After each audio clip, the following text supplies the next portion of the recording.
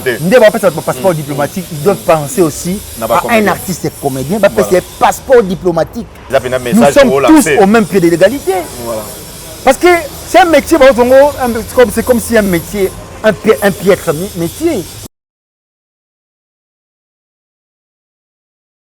Zamenga Batukezanga, mon alemba. A comment un croco à l'eau.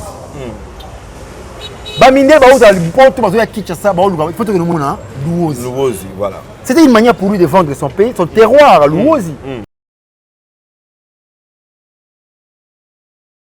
La Sokoda doit travailler en collaboration avec des institutions aux Libanda. Bas structure moko aux Libanda kuna.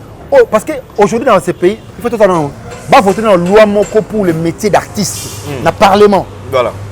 Artiste a bénéficié d'un droit d'auteur, n'a pas droit voisin. C'est comme si on filmait à l'aéroport, Pamba. Mourre moi, Yoni. On va déclarer tirer yo. Il y a pas Mboka, oh, bah ça m'a cassé. Beaucoup bah ma déception. C'est comme ça qu'on doit consolider nos énergies. Il faut qu'on ait un seul corps. On ne peut jamais avoir un développement du pays sans pour autant passer par la culture. C'est la culture qui vend le pays.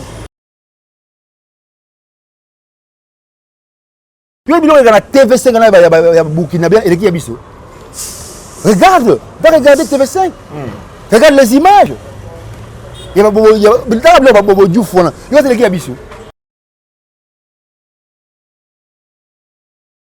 C'est-à-dire qu'on n'arrive pas à vendre, même les pays n'arrivent pas à vendre la culture. Il y a la Sokoda, la manière de recouvrir, on ne sait même pas. Donc, ça peut payer à son nom, Maman Chako. Maman Chako, il y a Gabonais, Gabonais. Aujourd'hui, c'est un musicien congolais qui tient Koufia, Côte d'Ivoire, Nigeria. Le gouvernement doit nous aider à travers le ministère de la Culture et des Arts. Déjà, tout Koufia, pauvre.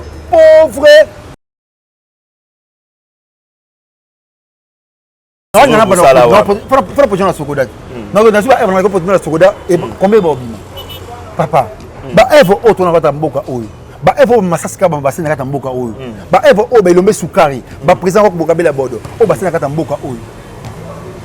mais non, on ne peut pas mourir pauvre.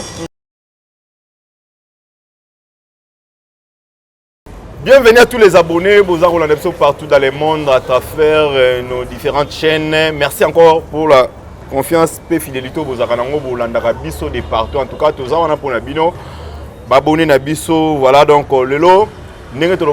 Comme l'actualité nous oblige, tous les pour nous informer Bino, pour Sabino news Nabiso, information Nabiso. Le lot tu aimes Bino, mon artiste et comédien talentueux, Nakombo ya Gesho Ingang, le président Gesho. Par rapport à Moussala Kaka, tu échanger par rapport à la réalité et à ma solo au artiste et comédien na Bino. Voilà. Donc Christian Goyna, l'ingénieur qui rombengi bofon déjà. Tout côté ça déjà invité Nangai. Président Gesho, bonjour. Bonjour, 2 secondes. Boni. Ouais, Dieu fait grâce. Ça fait un bail après. Dans le royaume de Boksanga. On dirait qu'il y a une émission sous moi trop réservé, je ne sais pas pourquoi. Idéologie quand on va stratégie. C'est un message au passé, c'est l'émission. Et puis, qui m'appelle M. Belé, où ça va être l'émission, journaliste de Lukayo, à la matière pour ça l'émission, à ça l'investigation pour nous inviter. Maman, il y a sous matière. Je trouve que c'est trop demandé pour moi. Moi, il faut que toi. Il faut sentir que les journalistes sont étonnés sur le plateau par rapport à la question que je vais poser. Je vais poser des secondes. Donc, tant que je fais ça l'émission, j'ai honoré le rendez-vous. Voilà. Après avoir Makambo et les Gelakio, et comme la Kio, en tout cas, le réseaux sociaux, Makambo et comme la Kio. On a dit victime de Makambo, on a évité vol, ils ont menacé, ils ont dit ah non, ouais, non, ils ont dit. En tout cas, les gars, ils ont des réseaux sociaux. On a joué qui, tout ça. Non, ils ont dit, ils m'attendent na venu na novanda il y a longtemps. Na m'attendent moi, tout peut passer le bail, na chapeau, na képi, masque. na vanda ki wana donc so mon ngaka ki nani no mani chombo amono wa mwa poto ka mwa vandi wana bani bu ayiga bana poto ba yuma voilà ba bendi chombo kimi nango ali ngamo pe na dépêcher na landie aya ko glisser awandi na zuka ki place wana voilà ba kima yi déjà kotika ba masse ne pe ka mfu ba landie tay moi ta fungoli téléphone ko pa yi téléphone na président Gesho oh là là mais il ne pouvait rien azui ba masse ba zone tu ba masse na e ba masse le président senga parler bien ibete ezaki yo tutu ba ba kama ku kulunya ibi chombo akoti nango bi chombo zo chombo nini so en plus ezonga isu na facilité bongo donc mais le vous avez pris na po ba petulance ba ba petit nanga voilà donc ba kulunaire ba ebio ba respectaka yo vraiment donc na lemba na ngai awa baza ba petit nanga na ebi ki or c'est le gros petit tel tu sais aujourd'hui ils n'ont pas des occupations donc on a organisé ba tournoi de football ba misuba ka basala ba la sécurité na après ça ba trouver moi gain de cause moi le ko kaka des ala kuna. Et puis voilà, donc, on est préparé tout ce concert à Inospi, dans le terrain de Lemba, le 8 mai. Le 8 mai. Voilà, tout sur le MSO, mais par rapport, il y a violation, agression, mais quand même, tu sens que le président Gesho a aimé pour tout le monde à niveau et circuler dans les réseaux sociaux, photos, que le président Gesho a agressé, en tout cas. J'ai reçu, j'ai reçu des appels de partout dans le monde. Les gens s'étaient inquiétés beaucoup, s'inquiétaient vraiment beaucoup. Qui étaient gay, tu me suis dit, on a le téléphone pour un nini. On va petit voilà. Comprendre. Puis ça va dire tant mon mot la normal quoi. Voilà non bon. Non tika nanga bon. Quand même ba téléphone pour payer qui on soupe ka téléphone tika ba téléphone yango yo. Ba téléphone frère, c'est contact qui. Tona ba tout ça, vous tona ba les amis de Gesho. Maintenant, on a belé kuna so qui présent qui sur téléphone té. Ba msuba au dépêchant. Voilà. Voilà que nous sommes donc c'est remplacé nango mais c'est pas mal.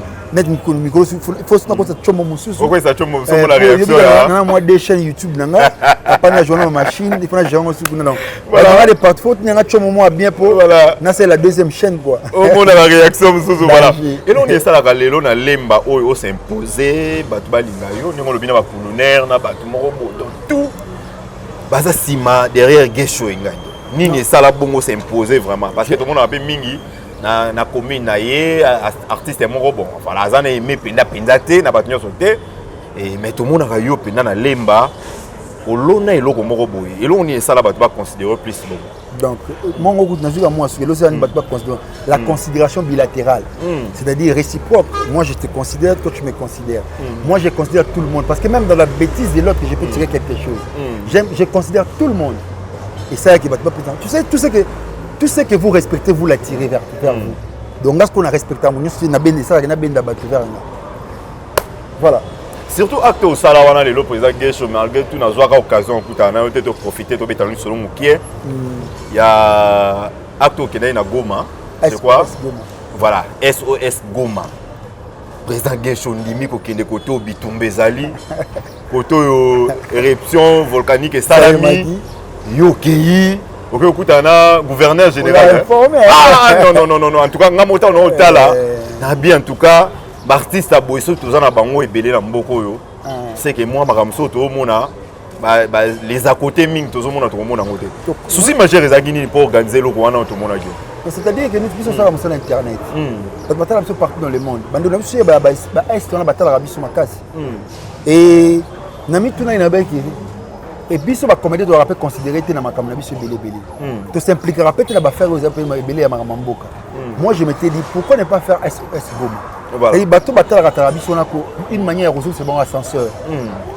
J'avais lancé ce message SOS Goma $10 à chaque comédien et salemina ba obali bana ba kati ba 11 ba 10 chaises ba douche ba tout. En tout cas, tu se mobiliser qui le peu que tu trouves qui wana. Ngana mobi qui s'est porté garant, les mobi qui s'est accepté qu'on accompagne nga, tu fouti bien habitude de kekuna, tu kombe kuna, tu kekuna ti audience, c'est tout coup dans gouverneur de la ville, où il y a des sièges, mais c'est Constant Dima, où il y a un qui nous a honorés. Voilà. Et c'est par là que j'ai compris la grandeur des artistes. Voilà. À l'obi, votre enveloppe, maigre soit-il, mais l'acte posé, il y a kotika ville Bouti, koyati na secteur wana, aux alliés secteur mogo rouge. Rouge, voilà. risqué, Bondimi vraiment beau. Il a été séduit par ce dévouement. Il a été vraiment séduit et il a appelé la presse. Presse Yewana. Vous devez donner cette enveloppe devant la presse. C'était. J'avais. Les gars, vraiment la même information. Tout à l'heure, même la chaîne nationale. Voilà, donc. Et c'est vrai qu'après, Wana, tu n'es pas moi, les chefs coutumiers à Nirangongo, tu es en tout cas, tu échanges avec Abi. La prochaine fois, si vous voulez venir, appelez-moi. Vraiment. C'était une fierté pour nous. Tant que tu as des images, parce que les images parlent. Tu as retomber dans les agini comme on a acte ou on a des réalisations. On n'a pas ce qu'on a appelé les comédiens. Oh, c'est vrai ça. On appelle les comédiens belleté, pas féliciter ma cambouana. Maintenant, vous avez que moni bichesse à lobby quoi que ce soit à la télévision, na moni ba réplique ya mbalamoko. Tout le monde a mobile photo lobby là, faut louer cette fois parce que c'était pas gauche seulement ou à tout cette enveloppe. C'était la corporation quand on a dit ce qu'on a pas là. J'ai parlé au nom de la corporation des comédiens. Corporation, il y a pas de lemba ou ça de l'artiste senior en général. Parce que tu vas passer un bon moment, Manani Gabriel, tout ce monde-là, Belviki Koussa, tout va contre X Pechanga, Sila Bissalou, tout ce monde-là. Nani Nadine Dinana, il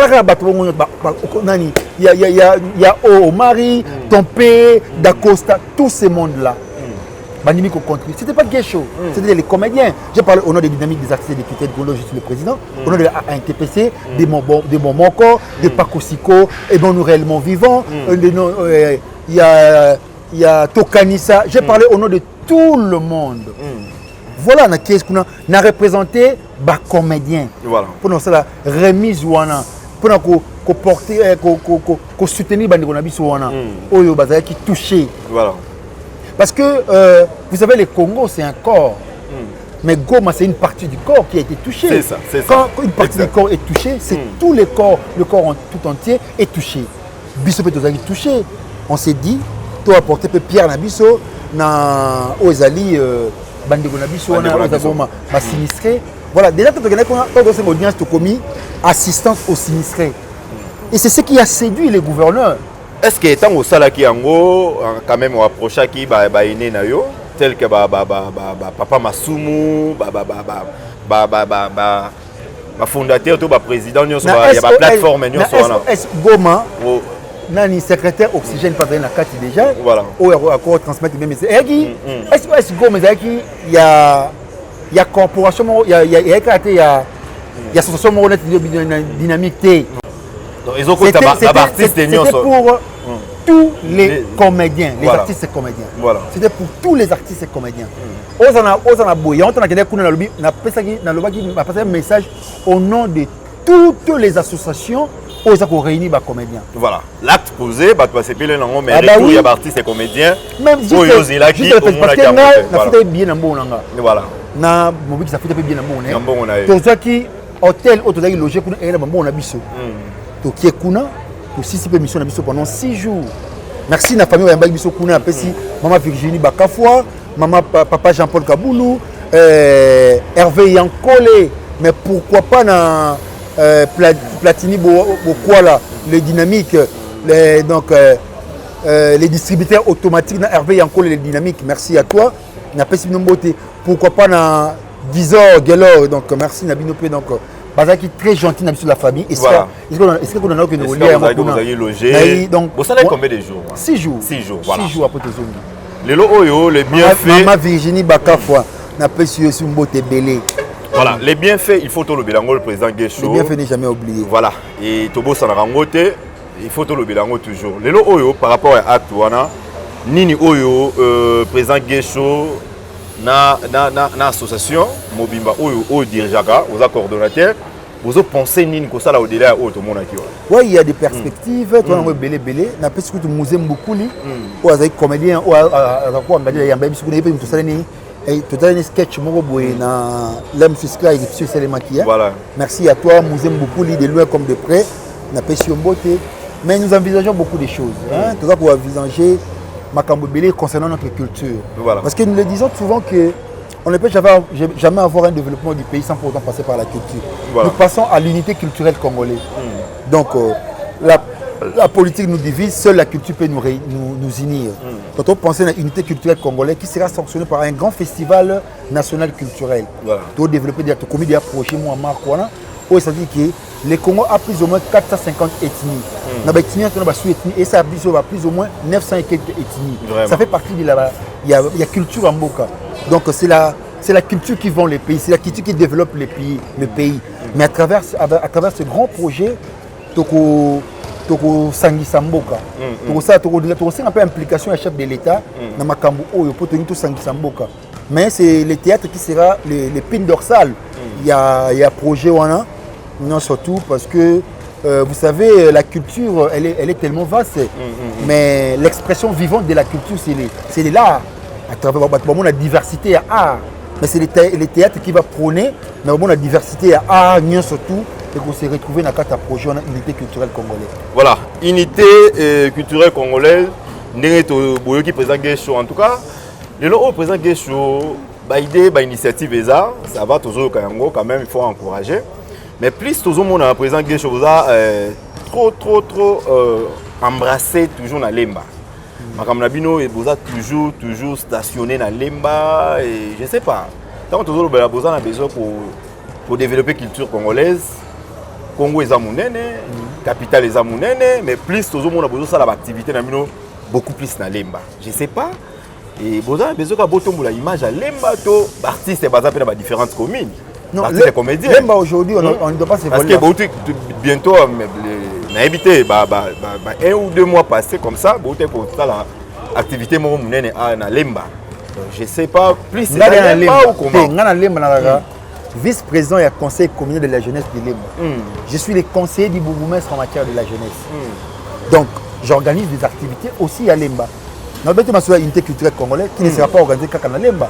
Les bastions, les sièges, peut-être ça sera à l'Emba parce que le projet est boutiqué ici aussi, au sein de ces centres, mais au moins le projet va circuler un peu de partout. Mais l'Emba, on ne doit pas se voler aussi la face. L'Emba, c'est un bastion culturel. Hein? L'Emba regorge. Mais c'est ça le problème, tout ça, artistes et comédiens à l'Emba, plus vous avez bino na bino l'Emba. Par rapport à l'activité, vous avez plus bino na bino l'Emba. Nous avons un exemple. Il y a un tournage partout. Mamilo, aza lemba na trop na tournage. Na kutana na SB, na kutana na Belgique TV, na kutana un peu partout. Voilà. Donc toi na stationné na kata lemba te. Mais lemba unité. Unité. Parce que c'est comédien lemba. Non. Na kata lemba awa, président Elomba za na lemba, président Bogabela za na lemba, Gesho za na lemba, Lucha za ya lemba, Modero za ya lemba. Oko kuma otangiro. Modero za ya lemba, Milo za ya lemba, Top za ya lemba, Elko za ya lemba, Levi za ya lemba, Doudou Soupo za ya lemba.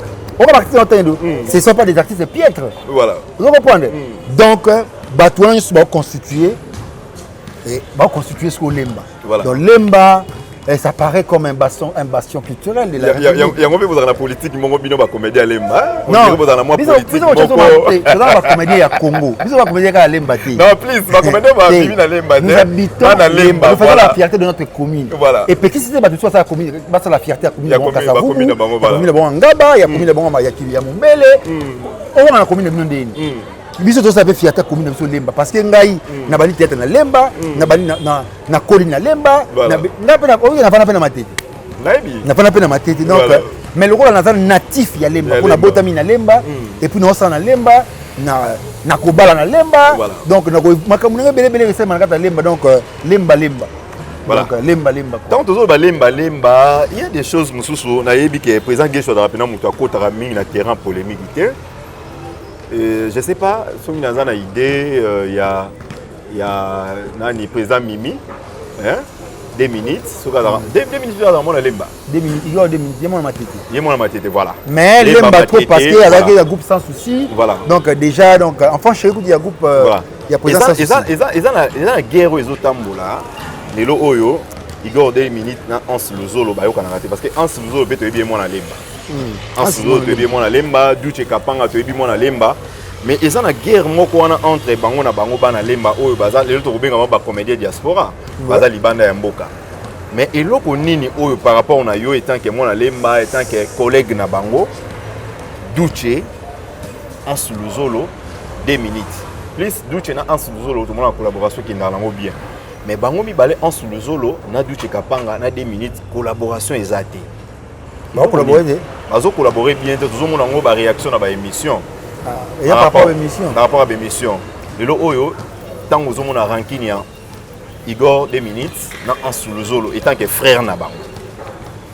Non, s'il y a des rankings, nous sommes dans une famille, hein, il peut y avoir un tiraillement. Et bien, Woumeli, hein, et Woumeli, secret, Moussou Bazolo, Banan, Nebozara, Nebozara, Bavina, Nebosungana, et ça là, que 4 heures pour 3 heures pour que nous ayons moins de $100, et comme il y a une mission, comme on a quelque part, on va bloquer. Bandolanga, Baza, Mikolo, Bayebi, Nini, Balingi, mais n'a qu'au CPLAT évoluer bongo. Au cours des émissions comme ça, tu dois vous exposer aux abafis Nabiso. Ça, c'est la famille. Nous, on regarde mon Nabiso, c'est la famille. Moi, je parle bien avec 2 minutes, avec Anse Luzolo, avec Douche Kapanga, Mike Ladichesse, tout ce monde-là. Là, sur la bien à Montignon surtout. Voilà. Mais Koyo Kablo aussi, ça va antécédent, parce que les gens maintenant, le trop quoi. Non, il y a un, ça ne va pas tout là. Maintenant, on doit cultiver plus la paix. Voilà. Qui est la haine. L'amour, plus c'est à cultiver entre Bisso. Il y a un des cool, c'est parce que toi, là, ma est très très sérieux. On peut considérer Bisso comme comédien. Voilà. Les artistes étaient des carcasses d'eux-mêmes. Si tu continues à dire, ok, yo, quand tu pas, moi, il y en a, oh, ma beau sur la attends, on va faire une chose, au moins, il y en a qui vont peut-être 3 ans, 4 ans, si même qu'on va sur la banque, on comprend. Bah aussi on comprendre que c'est la famille et au moment où tu souhaites tant on ta bana ta famille tu comprends que faut te préserver l'éducation bana biso to voilà toi na ba lelo to komi na ba basi na bandaku donc toi ba ndeni to même na makambo wana surtout tant on senga la paix et la paix mais quelque part toi qui ils en live moko oyo vidéo moko Anse Luzolo la salaki alobi clairement alobi pour la Duchesse Mike la Duchesse oui alobi parce que tant ba tuni question et pas ya confrère na biso abi réponse ya Anse Luzolo les a tant lelo ngana présent Gesho tous en moi ba ranking mais ozomona ke muto bosola na bozala kwa mapasa ou bomesana il y a qui sont na bateau yo sur na bangote quelque part donc besoin la paix c'est-à-dire les lo oyo ennemi na ose qui faut ennemi nanga et là parmi la réclamation ya Anse Luzolo par rapport ya Duchesse au baby li passe na ye mais azana ba mi musu ba collaborateur na ye mususu o ya collaborer na bango ba sur na non onste quelque part ils ont le rôle à ko exposer tant on une réaction c'est un avis à Anse Luzolo qui suis pour contredire son avis. Donc, il y a des maîtres à vie, ça n'engage que Anse Luzolo. Que je vienne contredire Anse Luzolo parce qu'il a dit ça au cours d'une émission. Peut-être qu'il s'est senti dérangé par rapport à cela. C'est son avis à lui. Donc, moi, je qui suis. Est-ce que le peut ça peut présenter sur bateau sur la rana bangote au monde pire yo moro là ça dépend de moi. Na monde na comédien pire yo moro sur la rana bateau sur la rana bangote. Et déranger au on a dépend de ngai parce que ba cointance o la msu yo ça on a qui vont na ebité to ngana na ngona yo to ebani to ebité parce que to peut-être ma ngam msu na pona la msu arte mais cause après pour makambo belé voilà c'est un humain il est peut-être dérangé par rapport à o ya lobby kuna et ça ko engage que on ge choper la makambo sur la msu yo go sala ngana CP na moté et puis si ngai yo te la msu sur la ki donc ça dépend donc chacun a sa façon de voir les choses. C'est question, comme on a la capacité à accepter mon tout comme il est. Voilà. Vous comprenez? Non, le baril au mot Mikolo Oyo. Tu sais, vous devez comprendre une chose. Il n'y a pas la naissance d'une nouvelle conscience sans douleur. Donc, pour on dit ça, conscience, nouvelle conscience. Voilà. Il faut accepter pas si douleur. Il faut accepter d'être choqué. Je suis avec un artiste intelligent. Donc je suis à côté d'un artiste intelligent pour comprendre notre OK. Donc les gens doivent accepter d'être choqués dans la vie pour leur évolution, pour leur avancement. Et bien voilà. Dans le mariage à Douche Kapanga, tout le monde fait 2 minutes. Bah, tout le monde a des questions. Bah, invité 2 minutes. Tandis que Baza Kuna Bangonio. Mariage à Douche Kapanga, 2 minutes invité quelque part. Quand tout le monde a vu le bongo, tout le monde a ranking dans le théâtre. Bolingo ezaka ate na théâtre. Maintenant, ma préférence à ma caméra. Ah, préférence, Maintenant, ma préférence. Mais tant que tu es capable de bali soleil, tu es capable de Ndoï que c'est un couple. Les couples que j'ai beaucoup apprécié, n'a passé ma félicitation. Autre développeur, je te salue soleil ngonga, je te salue du Tikapanga. Tu as ma sonne plutôt sur la paix à Bissau. Couple là, et prier pour l'anga couple magambo. Ah bon? Ah bah oui. Vraiment. Donc les hommes de Dieu, donc la femme de Dieu et l'homme de Dieu du Tikapanga. Voilà. Nzambeka liboso ya ma mwana to solaka. Donc ça va bien. En Siluzolo, mon ami, yo pour yebi magambo to solaka. Igor 2 minutes, tu sais. Oui, magambo to solaka. On a aussi la bande on a tout cultivé tout le climat ya paix eza toi va prendre toi ya toi mon belé mboko il faut bon c'est la biso vraiment bon ça on té to climat mubo on a tout kana ça peut arriver nzambe na sata na bakabona la séparation de la vie elle est toujours douloureuse voilà mais il faut nous rafistoler certaines mais na moni OK na moi rapide moi likolo par rapport au biba prier hein couple na suka partenaire so mi na parti wana pour l'ingo l'exanga mo mbam partir le bi du chekapanga mais ça va pas soleil ba prier na ko zapena makamu wa vie de onchinga ya bo changa ba prier mais c'est comme si on a une révélation mon yo pondé liba no eza kala mingi comme c'est une révélation tout ko tana ma bonne délice to prier ensemble ya solo te penda bo liba na pe kala mingi yo une révélation mo da ekoki donc to ko ko ma bala te c'est ma bala révélé on est dans une révélation pas bandé on doit révéler tout côté ce qu'on a profondeur ma bonne délice les avons monté tu bani et vous ça là et vous allez on a profondeur ma bonne délice tout en profondeur ma bonne délice bani yes ingenge et vous allez monter vraiment le demain appartient à Dieu nzambe na bino préparer on dit on a la sagesse moko makamno penda uninga batu ba ibate pourquoi bon parti c'est comment ça c'est l'homo il faut les dévoiler batu ba ibate moi au moins mais yo penda ni ba kamuna au moins ba massa na ba collègue na artiste nana meilleur ami na la meilleure ami moko nani wa mundo wa biso tu nana meilleur ami moko nzambe makamna na kabonga tu nzambe c'est vrai meilleur ami parmi ba mille meilleur raté elika na motelobi motoku nana meilleur ami te meilleur ami nanga nzambe na makamna belé ba comédien ba yebité na yebi ngana nzambe nanga yango zo boya déjà Bible lobi maudit soit celui qui se confie à l'homme. Moi je me confie pas à l'homme, moi je me confie à Dieu. Vous avez d'avance il y a makamuna union sur donc yo linga plus makamuna ko surprendre. La vie il faut s'attendre à des surprises parce que la surprise ne se dit pas. Comme tu l'as pris comme une surprise, alors la surprise ne se dit pas. Donc tu vas pas la surprise. Voilà. Lelo apparemment président Gesho ceux qui artistes et comédiens à Bali après libala naye il faut to ka ba makambo e biba ba CV ba révélation ninga na otolo ba révélation awa to ka ba révélation e bima o azai ko to abali moi ça bato azai moi ça nani oyo azai ko to yepe ko ta bimana nani yo ba bimise le CV na yo après avoir libala comme une rubrique moko boy tout ça batté pourquoi la artiste et comédien non c'est tout à fait normal até pas peintre ya bobo ki pas bon l'été na ba cordonnier tout ça bobo ki pas bon l'été mais et dans ma vie ça bongo c'est-à-dire que nous avons tous dépassé hein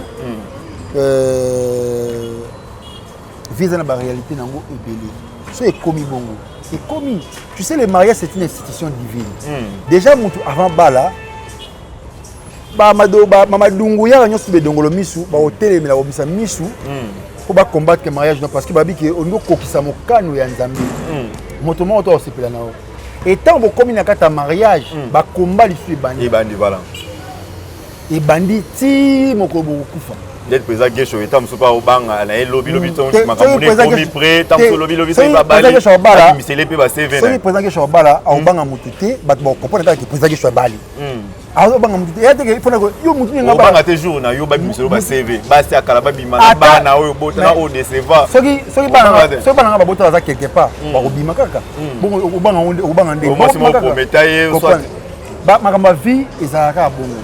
Tu sais, quand on se retrouve, on se nourrit, on a belles paroles, des promesses, et qu'on sort tout ça. Ce sont des réalités de la vie. Après, tu sais, dans la vie, je vais te dire une chose, comme la Bible le déclare. Dans la vie, l'homme ne se forme que de projets, mais c'est le destin de l'Éternel qui accomplit. Nous avons tous des projets dans la vie, mais c'est le destin de l'Éternel qui accomplit dans notre vie.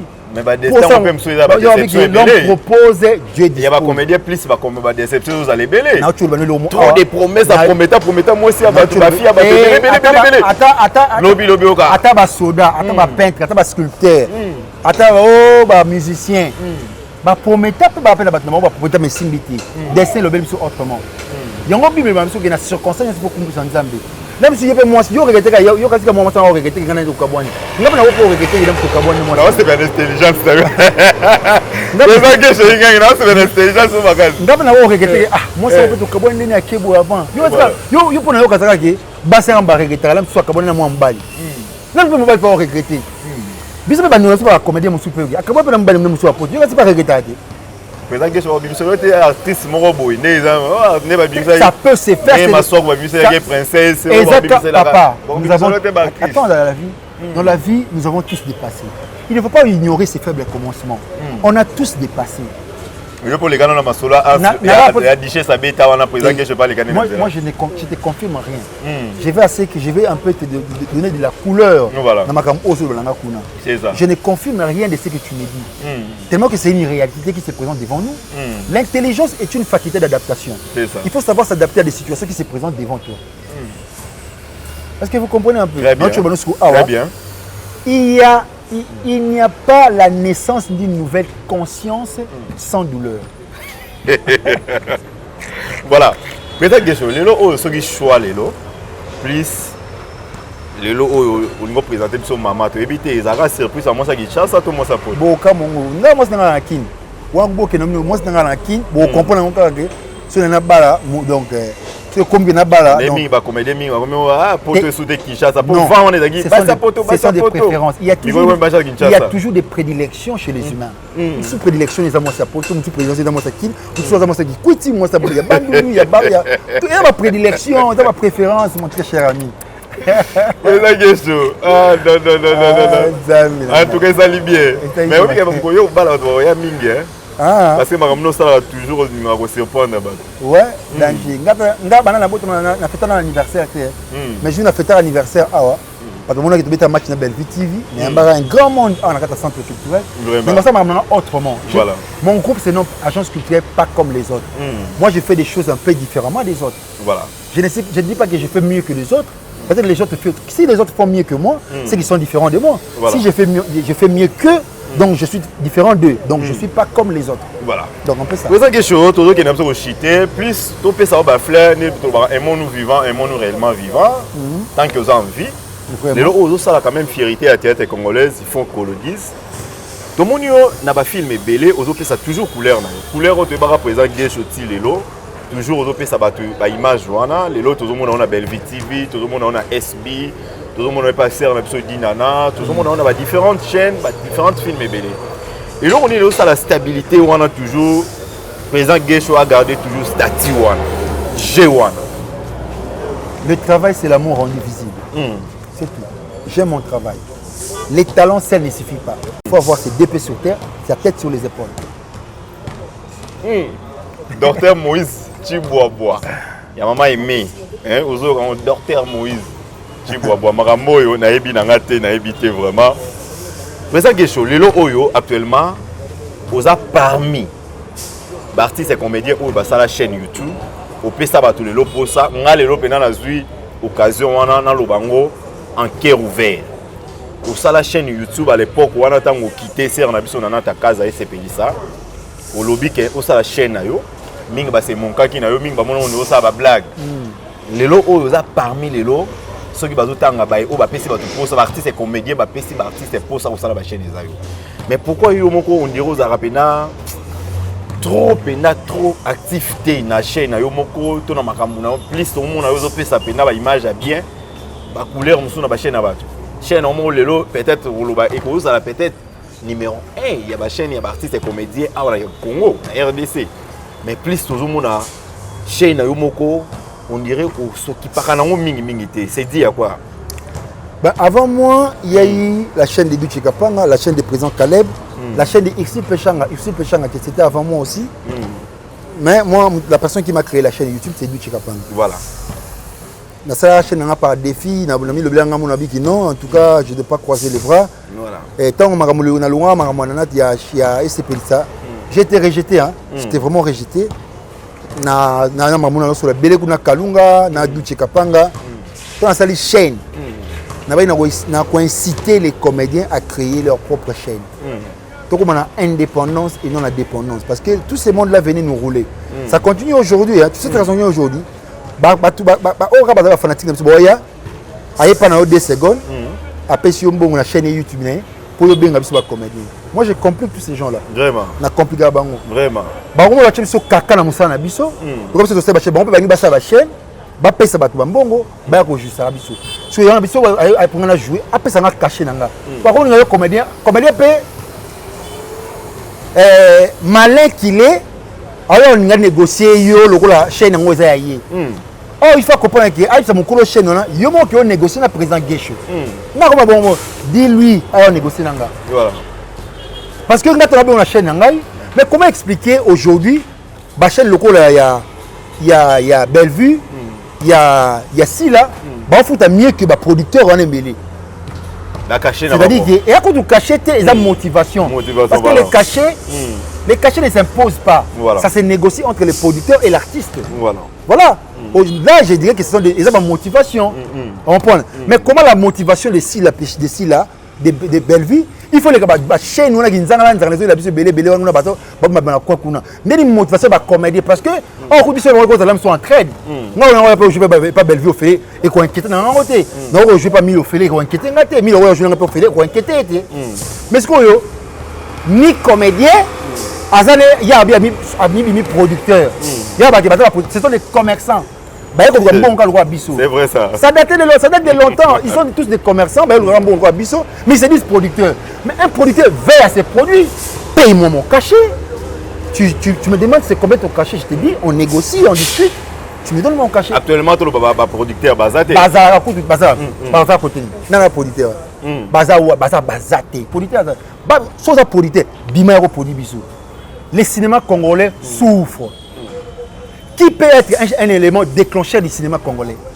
Attends, qui peut être un élément déclencheur du cinéma congolais? Tu sais, aujourd'hui en Europe, les gens disent que les Congolais vont tourner un film au théâtre. Vont tourner un film nigérien. Surtout ça. Surtout ça. Mais ils sont soutenus. Après, le gouvernement écoute ma caméra. Nous sommes abandonnés à notre petit trésor. Voilà. Nous sommes les orphelins dans notre propre pays. On ne s'occupe pas de nous dans ces pays. Est-ce que le lot a capacité, on a président Guécho, tant que le gouvernement a des moyens à disposer de matériel? Il doit penser. Est-ce que le lot peut s'imaginer? Regarde avec le moyen de bord ce que nous faisons. Regarde seulement. C'est avec le moyen de bord. Au moins, il faut la traduction. Rocambole, voilà. Rocambole. Il faut chercher le sous-titrage parce que les gens veulent trouver de la réalité dans le film. Dans le film, il y a un gospel live. Les grands soucis de faire le bon. Parce que il existe 3 sortes de cinéma. Cinéma série A, série B, série Z. Le cinéma série A, c'est cinéma avec de l'argent, avec des moyens. Série B, avec des moyens, avec peu de moyens. Cinéma série D, sans moyens. L'idée, la vision qu'a la personne. Ah, ce monsieur peut faire quelque chose. Il y a la TV5, il y a Burkina Faso, il y a Bissau. Regarde, va regarder TV5. Regarde les images. Il y a Bissau.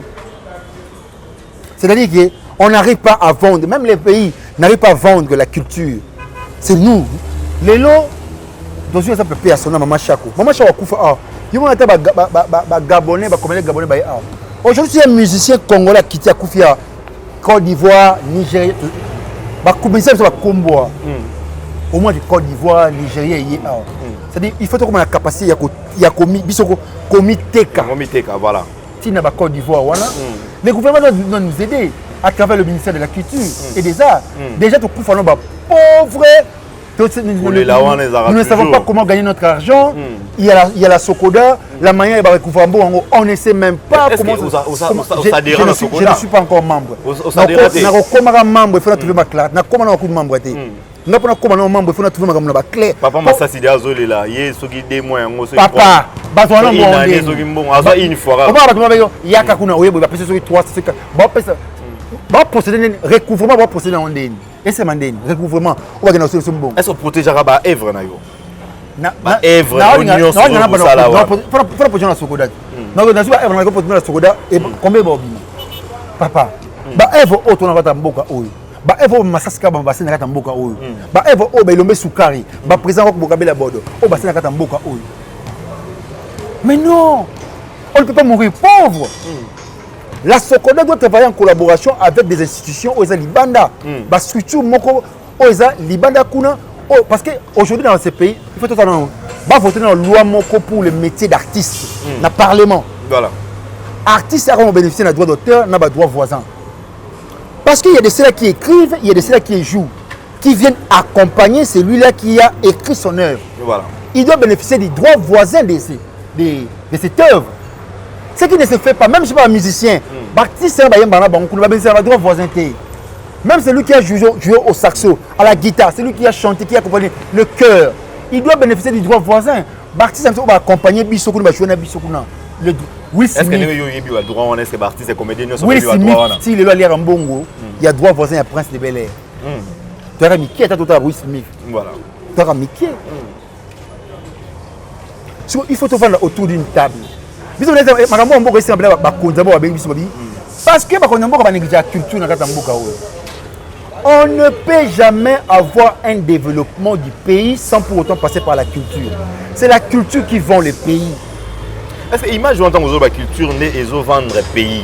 Mais tout le monde parti c'est comédien papa na yo iné na yo doyen au tu es bien théâtre parce que les là nous baza honoré. Est-ce que n'habite président Guécho? Est-ce que vous pouvez vous attendre sur mérite mon dans l'État ou bien strictement privé? Je ne sais pas. Parce que il belé bazole là que ata honneur ya pamba pas honoré par son vivant rien. Beaucoup de ma casse la déception. C'est comme ça qu'on doit consolider nos énergies. Il faut que un seul corps. Voilà. Il y a des secteurs intimement liés, les secteurs culturels et les secteurs touristiques. Quand vous investissez, la politique culturelle dans ce pays n'existe pas. Quand vous investissez dans la culture, d'office vous investissez dans le tourisme qui fait l'attraction du pays. Quand vous investissez dans le tourisme, d'office vous investissez dans la culture qui fait la visibilité du pays. Zamenga Batukezanga, mon alemba. A comment un croco à l'ouose.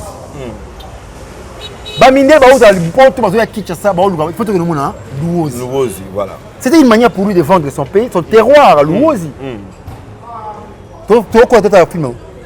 Un prince à New York. Mais c'est une manière pour eux de vendre leur pays. Comment est New York? Et dit, l'Amérique est un pays étonnant. La liberté est telle qu'on peut jeter tout ce qu'on fait dans la rue. C'est mis, écoute les vrais Américains. Sur l'Amérique, des flics à Miami. C'est une manière pour eux de vendre leur pays. C'est comme si on filmait à l'aéroport à Pamba. Donc, vous avez limité. Vous avez limité. Vous avez stationné quelque part et vous avez aujourd'hui, un passeport diplomatique, ils doivent penser aussi à un artiste et comédien. Parce que c'est un passeport diplomatique. Nous sommes tous au même pied de l'égalité. Parce que c'est un métier, c'est comme si un métier. Un piètre métier. Mais avant d'en battre le bel en minga. On a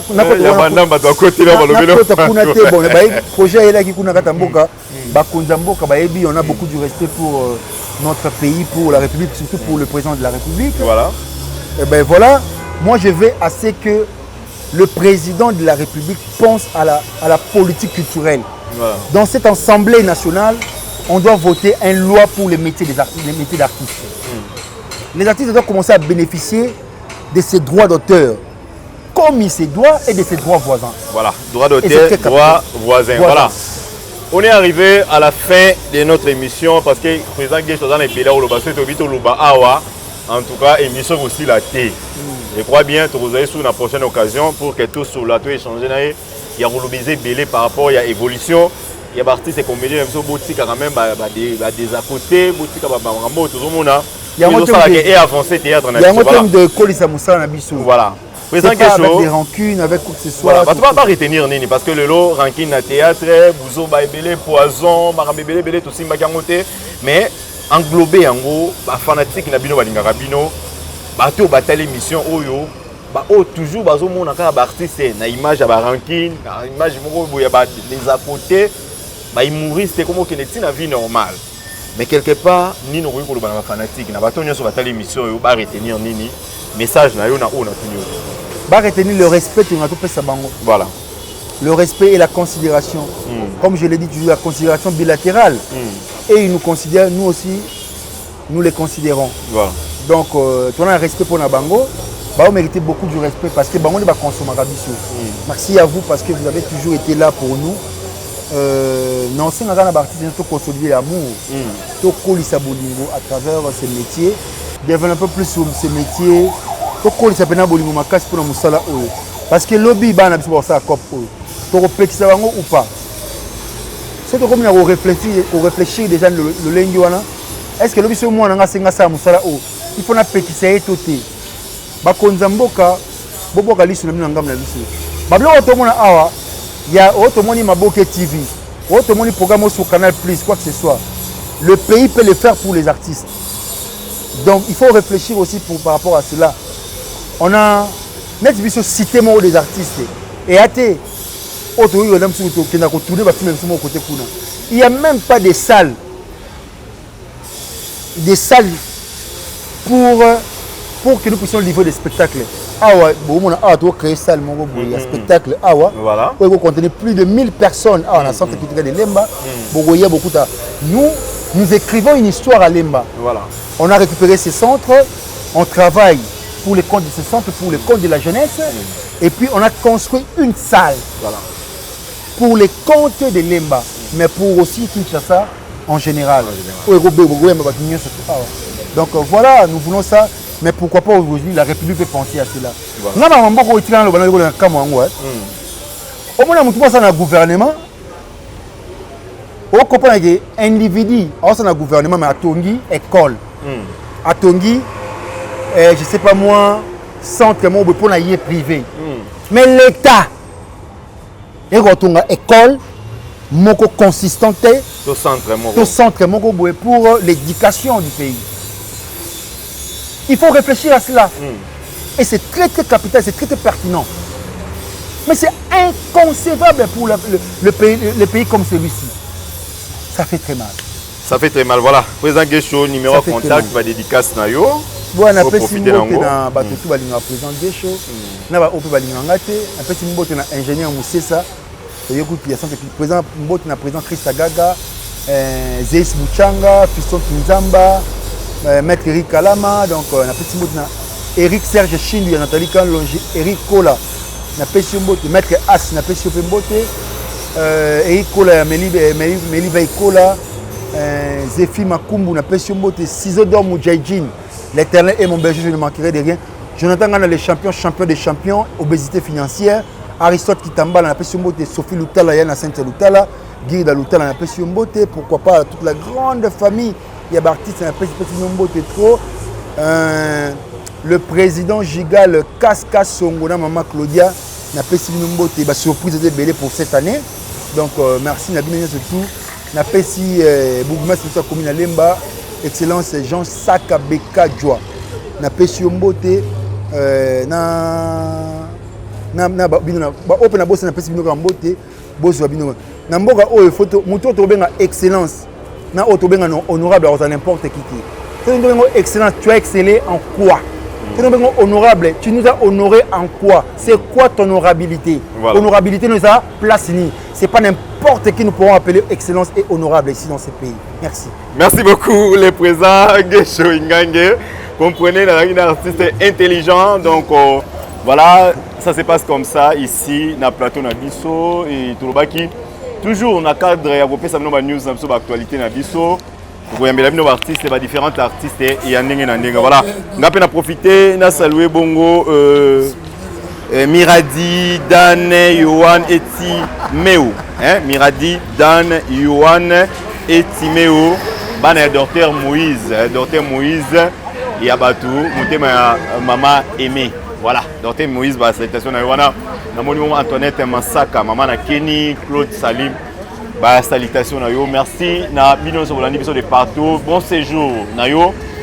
Papa Maradona Amissi, à maman Nanouche Amissi. Bon séjour na bino déjà. Toujours célébrer, voilà. Merci encore vous avez belé de partout, bolanda qui biso à travers le monde. Merci na ingénieur Kirou Mbengi les doyens. Merci na Christian Ngoy. Donc merci vraiment Paparazzi, Christian Ngoy Paparazzi. Tous qui ensemble la vidéo. Vous continuez à s'abonner, à liker, à partager dans les différentes chaînes biso. Tous en pour la vidéo. Retrouvez-nous au prochain numéro. Bye.